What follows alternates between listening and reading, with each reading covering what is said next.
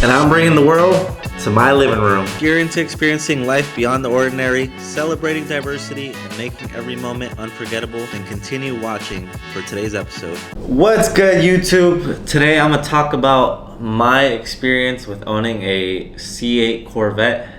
Let's get right into it. I'm going to talk about why I chose it, how it's been owning it, and if I would do it again. So I have a 2021 C8 Corvette in the Shadow Metallic colorway 3LT, which is the convertible top with all the extra trimmings. It has the blind spot detection mirrors, the carbon fiber trim, the upgraded Bose sound system, the Z51 package that has the better exhaust. I believe you get 5 extra horsepower compared to the 1LT, 2LT. So I chose it because out of that price range, I think you get the most amount of performance with like good interior and good tech, because I personally like the Apple CarPlay, how it's wireless and you have like wireless charging pad. There's other options. Sure, I could have gotten a Hellcat or some BMW, but if I would have gotten a Hellcat, it probably would have been stolen and turned into a Striker by now. So that's off the list. And BMW or other European cars, I don't want to deal with the maintenance compared to like an American car. I feel like I've done the oil change on it already once or twice, and it's been relatively inexpensive compared to other sports cars in that range. I contemplated I could have saved up a bit more money and got like a 2015, 2016 Lambo Huracan or a 458 Ferrari, but I was in them and man, they are dated. They got no CarPlay. Sure, the engine is nice and it might be half a second faster or slower, but just for the name brand and the recognition, I don't think it was worth it. I chose my car because I want the overall experience. I'm gonna be driving it every day to and from work, and if some people have like commutes that are over 30 minutes, so if you're in a long commute, I don't want to be stuck not having CarPlay. So the overall experience is extremely fun. If you've never had a sports car before, it's like extremely fast. You kind of get desensitized with it after a while, but if you have the top down and the windows down, you don't care. Like, you're gonna floor it on a highway entry ramp and hear the motor. It's the best experience, especially when you got your music playing. I do wish it was slightly louder, and I plan on upgrading the exhaust in the near future. Let me know if you guys want to see a video on that, because I want to do, get the paint protection film, the window tint, which is just basic for living in Las Vegas. I want to change the wing and get a upgraded exhaust, and then once the warranties and all that expire, I'll consider doing engine modifications. But right now, while it's still under warranty, I don't want to avoid it. Also, the Corvette traction control with the engine in the back makes those launches like feel way faster than the horsepower you have. It's like, oh, it's just under 500 horsepower, it can't be that fast. But since the engine is in the back, it just starts off the line. You barely lose any traction. It's just perfect. I used to have a Camaro, which similar engine, V8, 400 horsepower, but if those tires weren't fresh, like, you start sliding out, fishtailing a little bit. But with the Corvette, it happens a lot less. So one of the nice features about it is it has the little dial to where you can change the sport mode on it. It has the regular touring, sport, and track, with the addition of the Z mode, which is a button on the steering wheel where you can fully customize how you want your engine feel, your suspension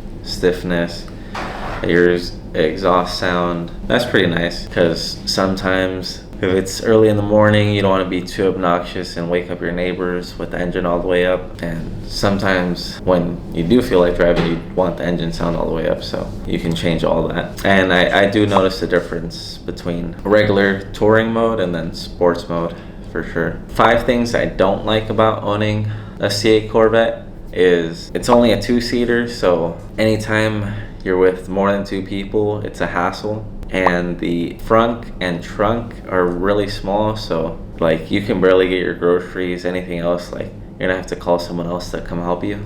Number 3 is owning a sports car, your car insurance goes up significantly, because I see my dad's payments and his insurance is so small compared to mine It almost feels like an extra car payment. Number 4 is, oh, this is probably the most annoying. Most of the time I don't feel comfortable leaving it in just a random car spot when it comes to parking, because I feel like someone's gonna hit it and I don't want to deal with it being damaged. So I opt for valet, even though the valet drivers be driving crazy and I don't like that either. So I feel like it's a lose-lose situation when it comes to parking. Then number 5 is the engine's in the back and it's under the convertible top. So I haven't even tried to mess with none of that. I just take it to the shop, get it serviced. But normally I would like to do like my own car work, but with my busy schedule it's kind of hard to do that. And with it being mid-engine, I don't know how to work on any of that. So it's a bit of a learning curve for sure. So those are 5 things that I don't like about owning the Corvette. Oh, I almost forgot the most important part. Gas.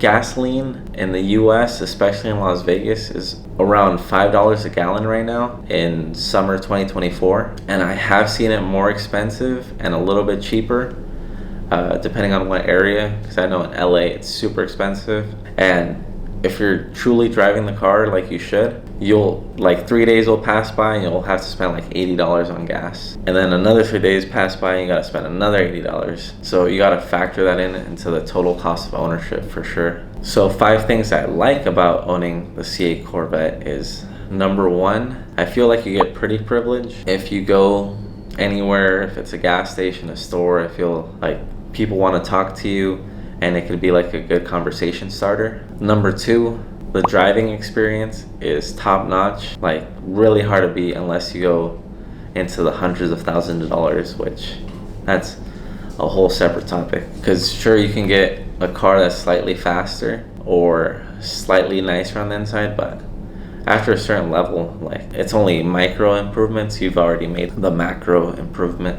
The third thing I like about owning a C8 is I like all the technology in it. Since the C8 started in 2020, the technology is really nice. It has a digital mirror. If you opt for the 3LT, it has the front lift suspension. So if you need to get over a curb, you can lift the front without hitting your front bumper and splitter. It has the side blind spot detection mirrors. The speakers are really good, like top quality. And I like my music really loud, and I still don't max it out all the way because it's too loud. So that's definitely a plus. The fourth thing I like about owning the C8 is the maintenance, because I know when you start comparing it with other cars, mainly European cars like your BMWs and Mercedes, the maintenance on the C8 is going to be a lot cheaper than say an M3 or an M4. So that's a big win right there. And the fifth and final thing I like about the C8 is cold starts. Nothing like a cold start to start your day. You're either inside your house and you remote start it, or you're in a parking garage and you hit that remote start after it's been idle for a while. There's no noise better than that. So those are the 5 things I like about owning a C8 Corvette. So overall, owning a C8 Corvette or any other luxury car, sports car, is expensive. It is a depreciating liability, meaning the more I drive it, the more money I'm losing on it. And sure, I can invest that money into the stock market or into real estate, but we only get one chance at life. And like I said, with commuting, how much time I spend in the car, like I want to drive something I enjoy. So the enjoyment factor outweighs the money I'm losing on the car. I definitely see myself keeping it for the long term. I don't plan on selling it anytime soon. So would I buy it again? The answer is definitely. And when I know I'm about to drive it, I'm in my zone, I'm happy. That's what makes me happy. Other people have other stuff that make them happy, but having a nice car is what makes me happy. And the C8 Corvette is part of that experience. So thank you guys for watching, and make sure to check out the rest of the videos. Alright, thank you guys for watching. Make sure to like, comment, subscribe, check out the rest of the content, and I'll see you guys in the next one.